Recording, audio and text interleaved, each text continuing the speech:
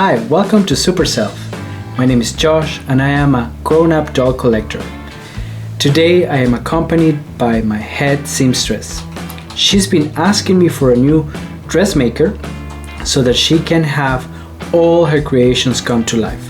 Her only requirement was that it should match perfectly the body of her peers and her muses. So in this video I want to share with you how I made her needs come true and how you can also make one. So let's get right into it. So in order to get started with the tutorial, you will need to first go to my website and download the free PDF with the patterns we will be using for this tutorial. You can find the link in the description below, so make sure to get there first. Here you will be able to download a PDF with the Dressmaker patterns, and once you printed it, you can start cutting the pieces accordingly. While I finish cutting the pieces, this is sewing tutorial, so you will be needing some threads, needles, or a sewing machine, and of course some fabric to transfer these patterns on after that. When you are cutting the pieces that have darts, make sure to cut out the space so that when you are transferring into the fabric, it is very clear how to do it, like you can see in this picture. In the PDF, you can see there are some pieces that already have a seam allowance and some that don't. I wanted to just make an example for you to see how the pieces with seam allowance would look like. Now let's talk about fabrics. There are fabrics that have stretch in both ways, and there are fabrics that only stretch in one way, and there are fabrics that are stiff and don't stretch. For this project we are not going to be using stretchy fabrics at all. You should make sure that you test them before you transfer the pattern so that they don't really stretch, mainly because the stretching will deform the shape and the measurements that we will have here. So it is important to select a fabric like this that it is not stretchy. I really like this white fabric, however the problem with that was fraying too much, and this extra frame will make it complicated in small pieces. My final option was a mix of this white fabric and the golden fabric that I showed you before that I will utilize this for the accents.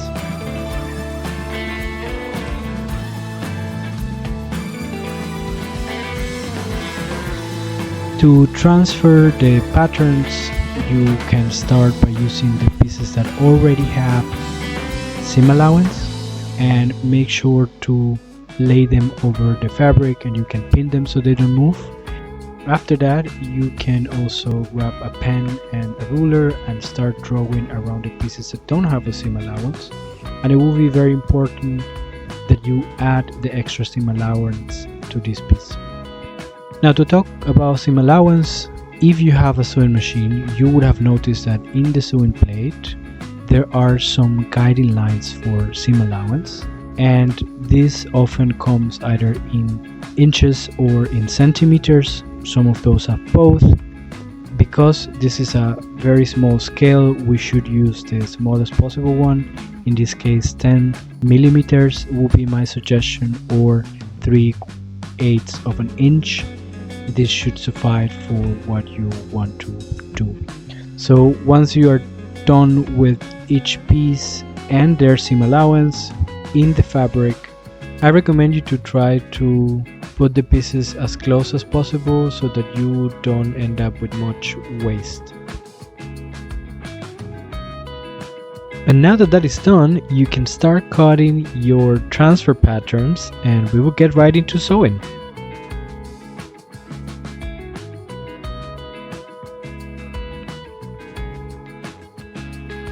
In my sewing machine, the plate had also this 10 centimeters. Need to align the edge of the fabric with the guiding line, which in this case is 10 millimeters, with the center of the needle, which will be then where we're going to sew our thread, and it should match or line perfectly. So what you want to do the next is take the pieces in the order they belong, and we should be making them right faces together, and you can pin them so they don't move, and then you want to do just a straight stitch through the lines that you have already made.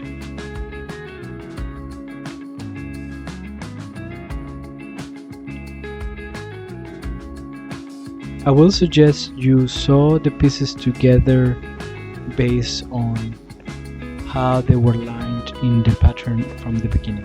So this means the 3 panels from the front, the 3 panels from the back, the 2 panels from the bottom back, and we will leave the top part of the chest for the end.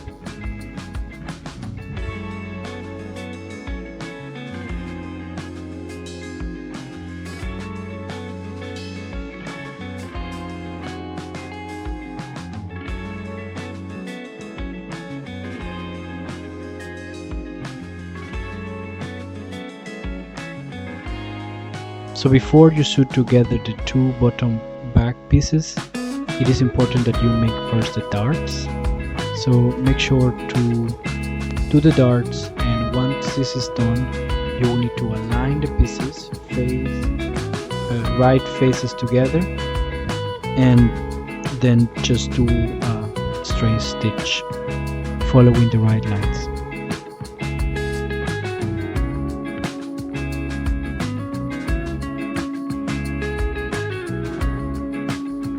So if you are also going to be using a sewing machine like I am, I will suggest at this stage you also do the darts on the neck. As I mentioned at the beginning, I decided to go with an accent fabric for the neck and also for the pieces that are going to cover the bottom and the arms. You are free to do so too. Now, when moving to joining the 2 top front pieces together, these are the pieces that are going to define the chest area and the breast. I recommend you to do the same. You need to put the right faces together, and you need to put the upside down and make sure that the curves are matching. And what we want to do is basically take the needle and cross around this area, but it needs to be done upside down, so you need to be very careful. And I will highly recommend that you do this part by hand, so you have more control then over where the stitches land. When stitching around curved areas, often there is some tension in the fabric. To remove this tension, I just recommend you to grab a pair of scissors and make sure to make a slight cut, not going over the stitch, as you can see here. You are done joining the 2 pieces. You should make a straight stitch here where you can see the red line. This way you will get a more defined shape in your final product.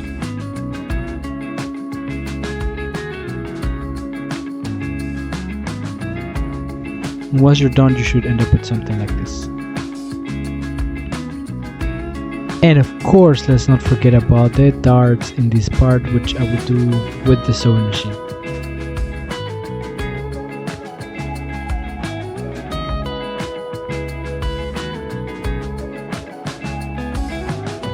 And a very simple but useful trick is to press your pieces after you are finished sewing them in every stage. Anyone with experience will tell you how much of a difference this makes in the final product and how much more pristine things look and more professional. So my big recommendation here is don't skip this step. And now it's time to start bringing everything to life, and we will start by putting together the 2 front pieces, the top and the bottom part. You can do this by hand once again, just to make sure that you have control over the stitch. After that, you can then bring together the front and the back pieces, and you will see how everything starts getting shape.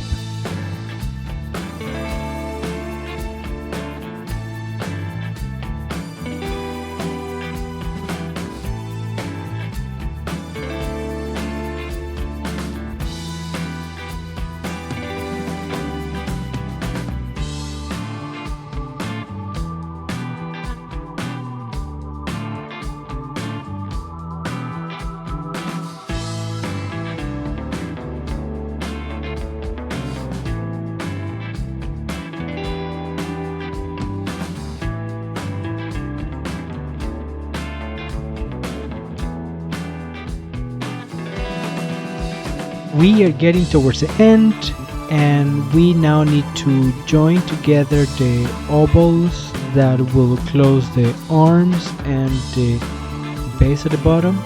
So to do the arms, I will also recommend here to do it by hand to give you more control over where you are stitching. If you are experienced and you feel comfortable to do this in the sewing machine, feel free to also do that as well. Once you're done with one side, you can move to the next and you'll see how much more easier it will be. The next piece to join to our almost ready dressmaker is the neck piece. Make sure to once again join right faces together, and you need to follow the lines around the neck to ensure that it is attached properly. Once you're done with the piece upside down, I will recommend you to flip the whole project around and make sure that the seams are tight and wherever there is a little gap, because I imagine it will be difficult to see, you can actually tighten up the seams from the outside as well. As you can see, this is already taking shapes. This is so exciting. Let's keep on going. The final piece to join is the bottom piece that will close up the dressmaker.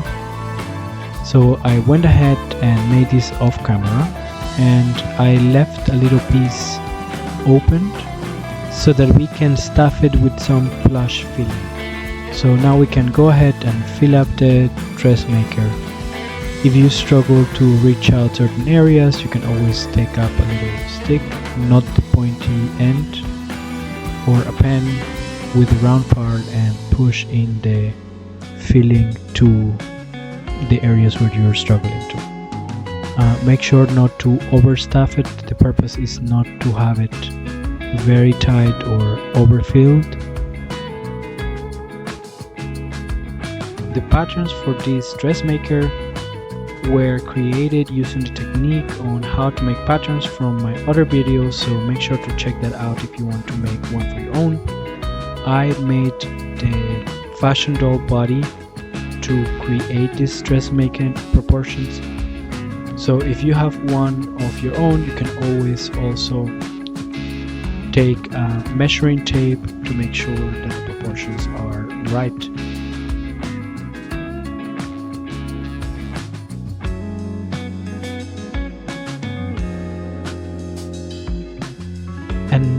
And now that our dressmaker is taking shape, you can go ahead and close up that open gap to make sure that the filling doesn't come out and to make sure we have a nice finish. So there you have it. I decided to put mine on a stand. You can do that as well. If you are interested in me making a tutorial on how you can make your own stand for this mannequin, let me know in the comments. There we have it, a wonderful dressmaker fit for fashion doll. And here are some fun images of my head seamstress using her new dressmaker mannequin. So I hope you enjoyed this tutorial.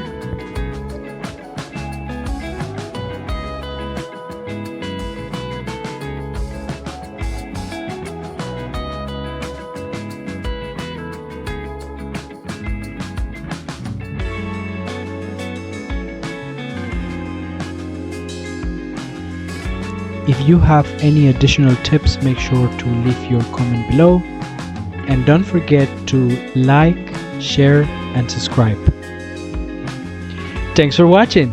See you in the next video.